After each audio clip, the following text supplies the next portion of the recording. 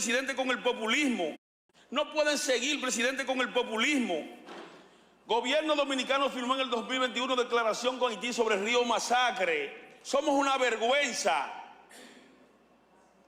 Somos una vergüenza internacional.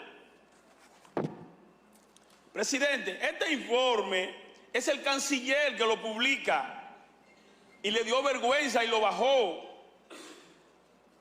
Y yo tengo que soportar que el ex canciller se burla del gobierno que está en la República Dominicana diciendo, es politiquero lo de él firmó. Y ciertamente fue a Elías Piña y fueron a Calimete y se reunieron en una casa campestre de un empresario. Entonces, presidente, yo quiero llamar la atención del gobierno que deje la politiquería con el tema haitiano. Eso está llevando desesperanza a la franja fronteriza. Van a quebrar cientos de empresarios. Pero además, intranquiliza, le quita paz al pueblo dominicano. Mire, presidente, en el mismo ámbito de las relaciones internacionales, yo quiero llamar la atención. Usted sabe, presidente, que aquí en algún momento se abordó lo que tenía que ver con el logo marca país.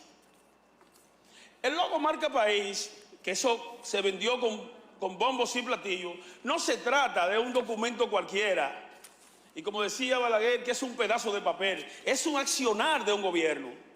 Cuando yo digo que la labor de la Cancillería me avergüenza porque parecería que no tenemos Cancillería, es por lo que está ocurriendo en el mundo. Nosotros somos el hazmerreír internacionalmente. Recientemente explotó un escándalo en Perú y lo que está ocurriendo con la República Dominicana en el ámbito internacional cuestiona y se la pone difícil a cualquier ciudadano cuando presenta un documento dominicano.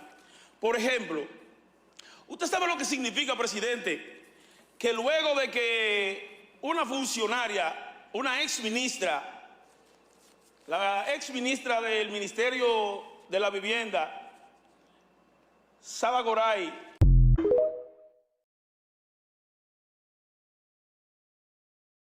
Jean Sate